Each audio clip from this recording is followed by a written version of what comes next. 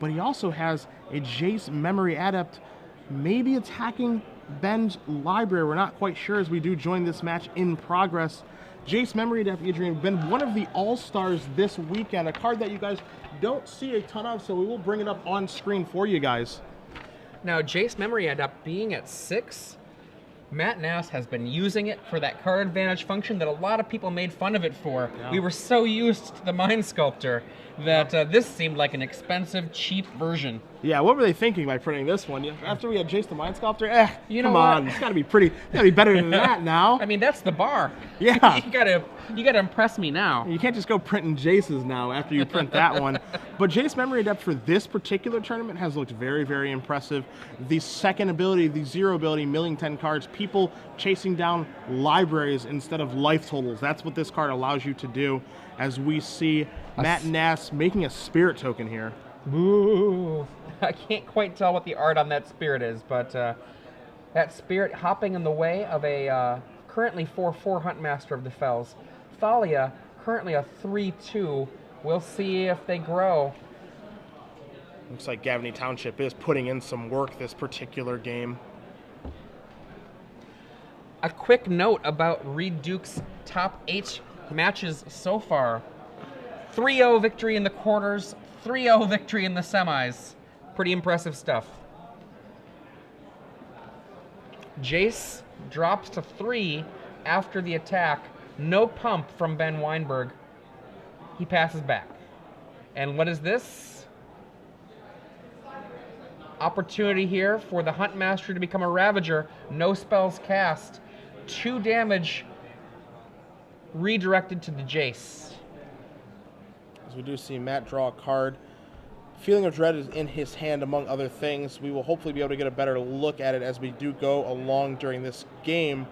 Interesting to see what kind of game plan he is crafting as he does play a Glacial Fortress and does just pass back. And he's going to mill 10 cards of Ben's. It looks like he's just going towards Ben's library, honestly. And with Ben only having 2 creatures in play right now, Feeling of Dread is looking very, very good. And one thing, Adrian, to keep in mind, with that Nevermore, a card that we will bring up on the screen for you guys as well, naming Restoration Angel, it really does limit the amount of tricks that Matt can play. Yeah. What do we have? Is this going to be a revelation?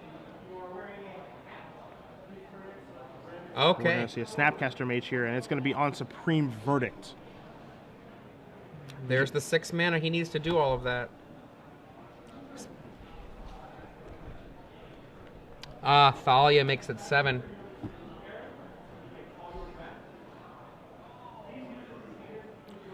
So now what you see here is Matt has done a nice job of clearing the board, protecting the Queen, which is something that we've seen quite a bit this weekend with Jace Memory Adept. And Feeling of Dread is another card that's going to be able to buy Matt the necessary time.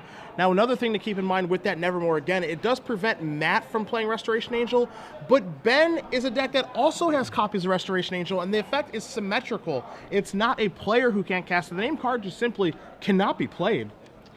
Nevermore, harkening back to Meddling Mage, Chris Bakula's Invitational card. Now, if you aren't aware that there was an invitational card that was designed with Chris Bakula's likeness, it could just be because you know the more recent art. For shame, art department. Poor Chris. Poor Chris. Jeremy Jarvis, if you're out there, I love you, but what in the world? We see right now, look at this. Zealous Conscripts comes in, takes the Jace. And now Jace Knock is you. Interesting. 3, 4, 5, 6, 7, 8, 9, and 10 of the most important cards there. There is a Feeling of Dread, a card with flashback in the graveyard, as we do see Zealous Conscripts coming on in. Funny thing, he kind of probably wishes he could attack that Jace. Yeah, he really does, it seems like. But it's interesting because by making that move, as we are going to see, it looks like Think Twice be flashback here. Oh, excuse me, it's going to be a Moreland Haunt token potentially jumping in the way. No, he's just going to make one and pass. The funny thing here, Adrian, is that if you did catch a glimpse of Ben's hand, he does have 2 more Zealous Conscripts in his hand. So this could be a weird way of maybe milling Matt out? Remember, Cavern of Souls on human. Yeah. This is maybe a backwards milling, as we do see 10 cards here from Ben knocking his deck down to 16, and Matt's deck has 19? Oh, wow. Now, a Sphinx's Revelation could theoretically spell doom should Matt Nass choose to cast one of any reasonable size. My goodness, if we see Zealous Conscripts, as we see another one, Ben slams another one down, taking, oh my goodness. If Jace Memory Adapt is the way that Matt loses this game, could you believe that? Oh, that would be so exciting. And the thing about it was, it wouldn't just be one stealing of the Jace. It would be multiple stealings of the Jace required to make this work. And we do see 10 more cards being milled from Matt. Oh my goodness. Oh, he's got 8 cards left or 9 cards left. Oh my gosh. I mean, I'm fairly confident we're under 10 cards here. 8 after the draw, says our spotter, or I should say director.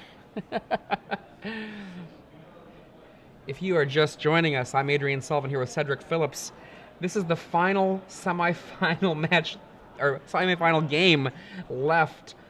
The winner of this game is going to go on to the finals to face Reed Duke, undefeated in games in this top 8. These players have gone to 3-2 in their quarterfinals. What do we have left here from Mayor of Averbrook? Mayor here. Here they come in for 6. And Matt Nass's life is not a joke either.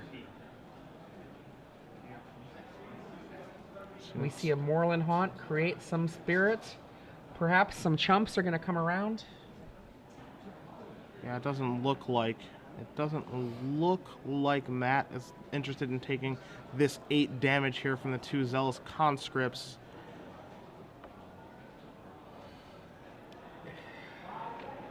And now, a game that I'm sure Matt was feeling pretty confident about, especially after he flashed back that Supreme Verdict with Snapcaster Mage. I feel like he's not feeling so confident anymore, as he is going to take a draw step. His hand has an unsummon. I believe a Glacial Fortress was just drawn. Is that a Feeling of Dread as well? Yeah, there are a couple copies of that card in his hand. He is counting his library, and you guys can see there, he is underneath 10 cards, and you can see Ben's library there. Above 10. Above 10 cards. Matt knows Ben Wienburg's deck list. There are exactly 3 Zealous Conscripts between the 75 cards in Ben's main and sideboard.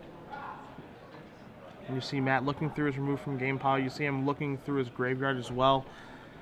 You see a Feeling of Dread that he goes by, and I think he senses what we know is he's going to mill Ben 10 cards. And I think Matt knows that there's another Zealous Conscripts over there and that he's going to go out this way.